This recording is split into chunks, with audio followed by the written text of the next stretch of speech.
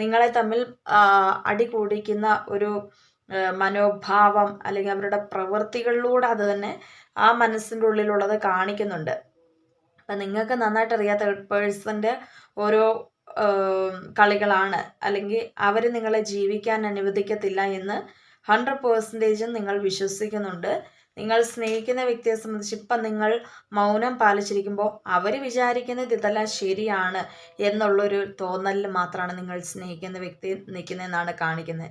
അവരെ സംബന്ധിച്ച് തെറ്റ് പറയാൻ പറ്റില്ല, കാരണം നിങ്ങളെയും തെറ്റ് പറയാൻ പറ്റില്ല, നിങ്ങൾ സ്നേഹിക്കുന്ന വ്യക്തിയെയും തെറ്റ് പറയാൻ പറ്റില്ല. കാരണം രണ്ടു പേർക്കും ഇവിടെ ലോങ് ആയിട്ടുള്ള കമ്മ്യൂണിക്കേഷൻ പ്രോബ്ലം ഉള്ളതായിട്ടാണ് കാണിക്കുന്നത്.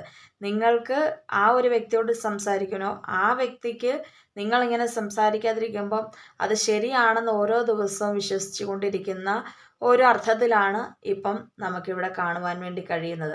പക്ഷെ നിങ്ങൾ സ്നേഹിക്കുന്ന വ്യക്തിയുടെ മനസ്സ് നോക്കുമ്പോൾ 100%ഉം നിങ്ങളെന്ന് പറയുന്ന ഒരു വ്യക്തിയെ അവർക്ക് വളരെയധികം ഇഷ്ടപ്പെട്ടു പോയിട്ടുണ്ട്. അവരിതിനു മുൻപ് മറ്റൊരു വ്യക്തിനെ ഇങ്ങനെ കണ്ടിട്ടില്ല. നിങ്ങൾ ആ ഒരു വ്യക്തിയോടൊപ്പം നിന്നിട്ടുണ്ടായിരുന്ന സന്തോഷകരമായിട്ടുള്ള നിമിഷങ്ങൾ ഈ ഒരു വ്യക്തിക്ക് പെട്ടെന്ന് അങ്ങോട്ട് മറക്കാൻ പറ്റത്തില്ലാത്ത ഒരു അനുഭവം തന്നെയാണ്. പക്ഷെ ഇങ്ങനെ തേർഡ് പേഴ്സൺ ഇങ്ങനെ പറയുന്നത് മൂലം മിസ്അണ്ടർസ്റ്റാൻഡിങ് ആണ് ഇവിടെ കൂടുതലായിട്ടുണ്ടാകുന്നത്. ആ ഒരു മിസ്അണ്ടർസ്റ്റാൻഡിങ് കാരണം ഈ ഒരു വ്യക്തിക്ക് നിങ്ങളുടെ അടുത്ത് എന്ത് പറയണമെന്നറിയില്ല.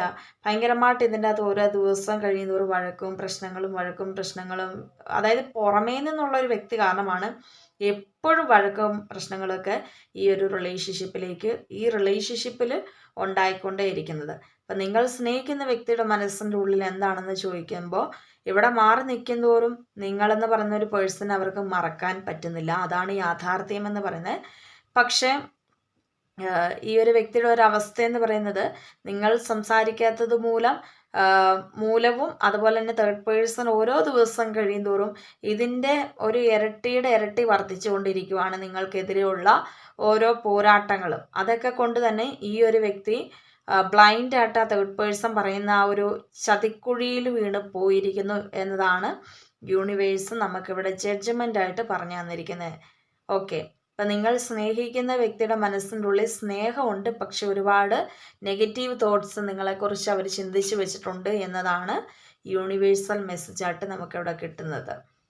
അപ്പോൾ അതിനെല്ലാം കാരണമെന്ന് പറയുന്നത് നിങ്ങൾ സ്നേഹിക്കുന്ന വ്യക്തിയോ നിങ്ങളോ അല്ല, അതിനർത്ഥം തേർഡ് പേഴ്സൺ ആണ് എന്നതാണ് നമുക്കിവിടെ കാണുന്നത്. ഇന്നത്തെ ഈ ഒരു റീഡിങ് എല്ലാവർക്കും തന്നെ ഇഷ്ടപ്പെട്ടെന്ന് കരുതുന്നു. എല്ലാവരും ഇഷ്ടപ്പെട്ടാൽ ലൈക്ക് ചെയ്യുക, ഷെയർ ചെയ്യുക, കമൻറ്റ് ചെയ്യുക. പേഴ്സണൽ റീഡിങ്സ് ആവശ്യമുള്ളവർക്ക് ഇപ്പോൾ ഓഫർ പ്രൈസ് ഉണ്ട്, 3 ദിവസം കൂടിയുള്ളൂ. താല്പര്യമുള്ളവർക്ക് വിളിക്കുക. Okay, bye, thank you so much.